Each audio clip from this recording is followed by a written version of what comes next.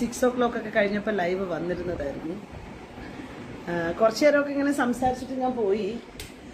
അപ്പോൾ അതെ, ഓക്കെ ഞാൻ കുറച്ചൊന്ന് ഡിലേ ആയിപ്പോയി. എനിക്കൊരു കോൾ വന്ന് ഞാൻ അതിനകത്തുനിന്ന് ആയിപ്പോയി, അതാണ്. അതെ അതെ അതെ അതെ അതെ അതെ ഞാൻ ഒരു കാര്യം പറയട്ടെ. എന്നെ സംബന്ധിച്ചിടത്തോളം ഞാൻ എന്തുകൊണ്ടാണ് ഇതിനകത്ത് ഇങ്ങനെ ഇരിക്കണേന്ന് വെച്ച് കഴിഞ്ഞാൽ, എനിക്കെതിരെ വന്ന വലിയൊരു അലിഗേഷൻ നിങ്ങൾക്ക് എല്ലാവർക്കും അറിയായിരിക്കും. ഞാൻ MDMA ഉപയോഗിച്ചു, MDMA ക്യാരിയറായി, അതുപോലെ MDMA അങ്ങനെ ചെയ്തു ഇങ്ങനെ ചെയ്തു, ബിഗ് ബോസ് കണ്ടസ്റ്റൻസ് വന്നു, അവർക്ക് കൊടുത്തു ഇവർക്ക് കൊടുത്തു, അവരോട് തിന്നാൻ പറഞ്ഞു, ഇങ്ങനെയൊക്കെ പറഞ്ഞിട്ടൊക്കെ അവരിങ്ങനെ ഒരു സ്റ്റേറ്റ്മെന്റ് നടത്തുന്ന സമയത്ത് എനിക്കെതിരെ വലിയ രീതിയിലുള്ള ബുള്ളിങ്, സൈബർ ബുള്ളിങ്, ഒബ്വിയസ്ലി അത് എനിക്ക് നല്ല രീതിയിൽ ശത്രുക്കളുണ്ടെന്ന് പറയുന്നത് എങ്ങനെ, ഞാൻ പൊളിറ്റിക്സ് പറയുന്നത് കൊണ്ടിട്ട്, ഞാൻ വിമർശിക്കുന്നതിൻ്റെ പേരിൽ ഞാൻ നല്ല രീതിയിൽ ഫയർ ചെയ്യുന്ന ഒരാളാണ്. സ്വാഭാവികമായിട്ട് എനിക്ക് തെറ്റെന്ന് കണ്ടു കഴിഞ്ഞാൽ ഞാൻ എവിടെയും വിളിച്ചു പോവും, സംസാരിക്കും. അപ്പം ഇതിൻ്റെയൊക്കെ പേരിൽ ഞാൻ ആക്രമിക്കപ്പെടുന്നത് ചില്ലറ രീതിയിലൊന്നുമല്ല. മേ ബി എനിക്കിത് വേണം എന്ന് വെച്ചാൽ, നമ്മളുടെ ആക്ടിവിറ്റികളുമായി ബന്ധപ്പെട്ടിട്ട് നമ്മൾ പുറത്ത് നമ്മൾക്കൊരു മുഖവും, നമ്മളെ ഇന്റേണലി നമ്മൾ എന്താ പറഞ്ഞേ, നമ്മൾ ഭയങ്കര സ്നേഹമുള്ള ഒരാൾ, എല്ലാവരെയും സഹായിക്കുന്നു, ഹെൽപ്പ് ചെയ്യുന്നു. അപ്പം ഇത്ര ഹെൽപ്പൊക്കെ ചെയ്തതിൻ്റെ ഭാഗമായിട്ട് നമുക്ക് ഇങ്ങനെ കുറേ പഴികൾ കേൾക്കേണ്ടി വരുന്നു, ജീവിതത്തിൽ കുറേ അനുഭവിക്കേണ്ടി വരുന്നു.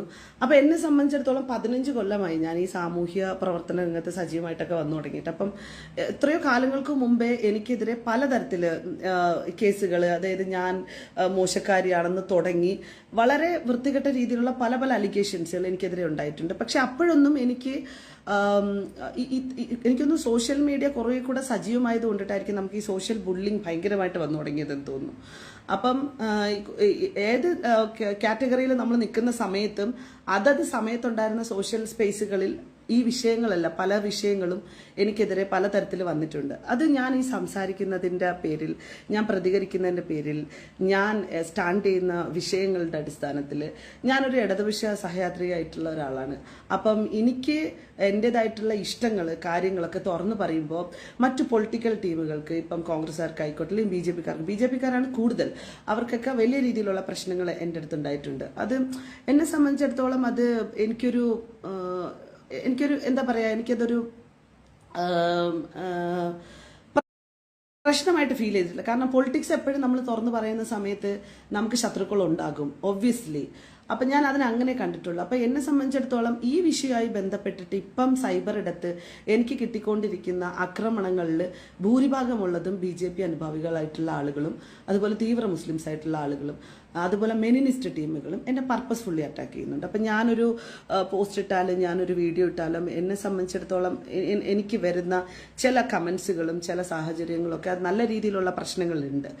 അപ്പം എല്ലാവരും ഇരുന്നുകൊണ്ട് പറയും, അവർ നടത്തിയ ആരോപണത്തിൽ ഞാൻ ചലഞ്ച് അക്സെപ്റ്റ് ചെയ്യേണ്ടത് അവരുടെ ഒരു ആരോപണം ഏതെങ്കിലും രീതിയിൽ അവരൊരു പ്രൂഫ് നിങ്ങളെ മുന്നിൽ കാണിച്ചിട്ടാണോ എന്ന് നിങ്ങൾ മനസ്സിലാക്കണം. ഞാൻ ഇവിടെ ഇരുന്നത്, ഇപ്പം എനിക്ക് ഒരുപാട് ആളുകൾ എനിക്ക് ഇതിടുന്നു, നിമിഷ നിങ്ങൾ MDMA ആണ് എന്ന് ഞാൻ പറയുകയാണ് ഒരു സ്റ്റേറ്റ്മെന്റ്.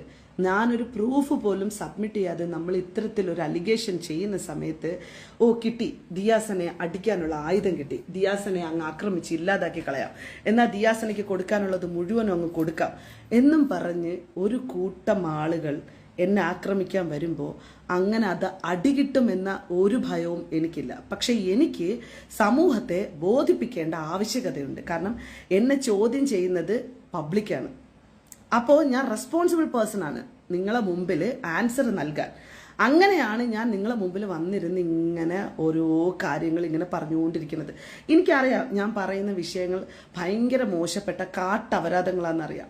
ഓൾറെഡി നമ്മളോട് ഇഷ്ടമില്ലാത്ത ഒരുപാട് മനുഷ്യരുണ്ടാവും. അവർക്ക് പ്രത്യേകിച്ച് ഈ പറഞ്ഞ പോലെ ക്ലാപ്പ് ചെയ്ത് കൊട്ടി ജീവിതം മുന്നോട്ട് കൊണ്ടുപോകാനുള്ള വലിയൊരു ആക്സസ് കൂടിയാണ് ഈ ഒരു സാഹചര്യം എന്ന് പറയുന്നത്. അപ്പം എന്തെങ്കിലും ഒരു കാര്യം ഒരാൾ അലിഗേഷൻ വെച്ചാൽ ഞാൻ ഇരുന്നുകൊണ്ട് പറയട്ടെ, സജ്ന നൂറിന് HIV പോസിറ്റീവ് ആണെന്ന് ഒരു പ്രാവശ്യം അവൾ അന്വേഷിക്കണം, ചെക്ക് ചെയ്യണമെന്നൊക്കെ പറഞ്ഞിട്ട് ഞങ്ങളടുത്ത് സംസാരിച്ചിട്ടുണ്ടായിരുന്നു. അത് എന്താണെന്ന് അറിഞ്ഞുകൂടാ, ഇയാൾ ഭയങ്കര പ്രശ്നമാണ്, ഇയാൾക്ക് ഒരുപാട് പ്രശ്നങ്ങളുണ്ട്, ഈ റസുൽ പൂക്കുട്ടി ഒരുപാട് പെണ്ണുങ്ങളായിട്ട് റിലേഷൻഷിപ്പ് ഉണ്ട്, എടി ഇവൾക്ക് കിളവിമാരുമായിട്ട് ആയിട്ടാണ് ഇയാളുടെ റിലേഷൻഷിപ്പ്. അത് നിങ്ങൾ ആ ഓഡിയോ കേട്ടിട്ടുണ്ടാവും. അത്രയും ആളുകളുടെ റിലേഷൻഷിപ്പ് ഉണ്ട്. അപ്പൊ എനിക്ക് വല്ല അസുഖം വരുമെന്നൊരു എനിക്ക് പേടിയുണ്ട്, എനിക്കൊരു ചെക്കിംഗ് നടത്തണം എന്നൊക്കെ അവൾ പറഞ്ഞു. ഈ സാധനങ്ങളൊക്കെ പബ്ലിഷ് ചെയ്ത് ഞാൻ ഇവള് പറഞ്ഞ വിഷയത്തെ വളരെ ഗൗരവമായിട്ട് കണ്ട ആളുകളുടെ മുമ്പിലേക്ക് കോട്ട് ചെയ്ത് കൊടുക്കുമ്പോൾ ആളുകൾ അതെങ്ങനെ എടുക്കുന്നത്? ആളുകൾ അതിന് ടംനെയിൽ ഉണ്ടാക്കിക്കൊണ്ടുവരും. ഞാൻ ഒരിക്കലും അത്തരത്തിലൊരു സാധനം ചെയ്തില്ല. ബട്ട് ഇന്ന് ഇതിവിടെ എനിക്ക് സംസാരിക്കേണ്ടി വരുന്നത് അവളുടെ ആ ഒരു statement, especially Big Boss contestant ആയിരുന്നത് കൊണ്ട് തന്നെ, ആ സർക്കിളുകളിൽ ഞാൻ ഉണ്ടായിരുന്നത് ആളുകൾക്ക് അറിയാമെന്നുള്ളത് കൊണ്ട് തന്നെ ആ സ്റ്റേറ്റ്മെന്റ് എന്നെ ബാധിച്ചത് 24 മണിക്കൂറുകളാണ്. അപ്പം സജിനയുടെയും റസുൽ പൂക്കുട്ടിയുടെയും കാട്ടവരാത അവിഹിതങ്ങൾ മറയ്ക്കാൻ വേണ്ടി ദിയാസനയെ കരുവാക്കിക്കൊണ്ട് കാണിച്ച ഈ ഒരു നടപടി, അതിനെതിരെ കൃത്യമായിട്ട് ഞാൻ മൂവ് ചെയ്തിട്ടുണ്ട്. ഞാൻ വളരെ പ്രധാനമായിട്ട് നിങ്ങളോട് പറയുന്നത്, ഞാൻ ഈ വിഷയം അറിഞ്ഞ് ഓൺ ദ സ്പോട്ടിൽ വൈകുന്നേരം തന്നെ മ്യൂസിയം പോലീസ് സ്റ്റേഷനിൽ പരാതി നൽകി അതിൻ്റെ സ്റ്റേറ്റ്മെന്റ് ഞാൻ സ്റ്റോറി ഇട്ടിട്ടുണ്ടായിരുന്നു. അത് കഴിഞ്ഞതിന് ശേഷം ഞാൻ ഈ പറഞ്ഞ പോലെ ഡിഫോമേഷന് ഞാൻ ഫയൽ ചെയ്തു. അതിന് കുറച്ച് പ്രോസസ്സുകൾ ഉണ്ടായിരുന്നത് കൊണ്ടിട്ട് കുറച്ച് ഡിലേ വന്നായിരുന്നു. ഇപ്പം അത് പാസ്സായിട്ടുണ്ട്. ആ സാധനം അവൾക്കൊരു വക്കീൽ നോട്ടീസ് അയച്ചു. അവൾ പറഞ്ഞ അഡ്രസ്സിലേക്കാണ് അയച്ചിട്ടുണ്ടായിരുന്നത്. ഞങ്ങൾക്കൊക്കെ അറിയുന്ന അഡ്രസ്സിലേക്ക് അയച്ചിട്ടുണ്ടായിരുന്നു.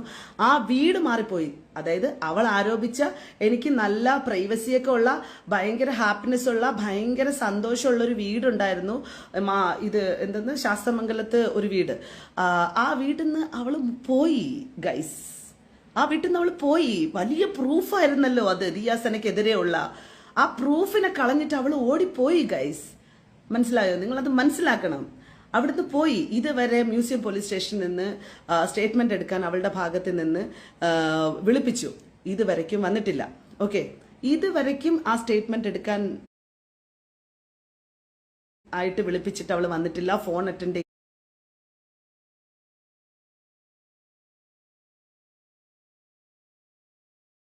ചെയ്യുന്നില്ല, ഒന്നും ചെയ്തില്ല. മ്യൂസിയം പോലീസ് സ്റ്റേഷൻ അത് FIR ആക്കി.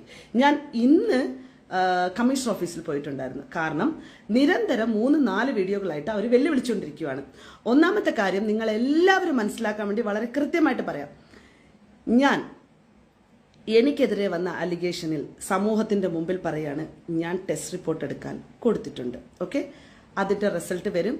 വെയിറ്റ് ആൻഡ് സീ നിങ്ങൾ. ഓക്കെ, അതൊന്ന്. കാരണം നമുക്ക് ആക്സസബിൾ ആകുന്ന ടെസ്റ്റ് റിപ്പോർട്ടുകൾ നമുക്ക് എടുക്കാൻ പറ്റും. ഇല്ലെങ്കിൽ നിങ്ങൾ ആര് വേണമെങ്കിലും ഒരു പരാതി കൊടുത്ത് അതിന്മേൽ അന്വേഷണം നടത്തി അതിന്റെ ഫർദർ ആയിട്ടാണ് കൂടുതൽ കാര്യങ്ങൾ, ഏത് ടെസ്റ്റ് റിപ്പോർട്ട് എടുക്കാനാണെങ്കിലും കൂടുതൽ കാര്യങ്ങൾ ചെയ്യാൻ സാധിക്കുക. അതിവിടുത്തെ നിയമമാണ്. അല്ലാതെ നമ്മൾ എടുത്തേ കൊടുത്തോ എന്ന് പറഞ്ഞ് പോയി കഴിഞ്ഞാൽ ഒരു കാര്യങ്ങളും പറ്റത്തില്ല. പിന്നെ ഇത് ഞാൻ ഇവിടെ സംസാരിക്കുന്നത് നിങ്ങളുടെയൊക്കെ മുമ്പിൽ ബോധിപ്പിക്കാൻ തന്നെയാണ്. കാരണം എനിക്ക് ബോധിപ്പിക്കേണ്ട അവസ്ഥ വന്നു. റസുൽ പൂക്കുട്ടിയെ പോലെ ഒരുത്തനെ പിടിച്ചതിന്റെ പേരിൽ, അല്ലെങ്കിൽ സജിനയെ പോലെ ഒരു ഫ്രോഡിനെ ഞാൻ പബ്ലിഷ് ചെയ്തതിന്റെ പേരിൽ ഞാൻ കേൾക്കേണ്ടി വന്ന പഴിക്ക് ഞാൻ മാത്രമാണ് റെസ്പോൺസിബിൾ. അപ്പോൾ ഞാൻ നിങ്ങളെ മുമ്പിൽ അത് പറഞ്ഞേ പറ്റുള്ളൂ.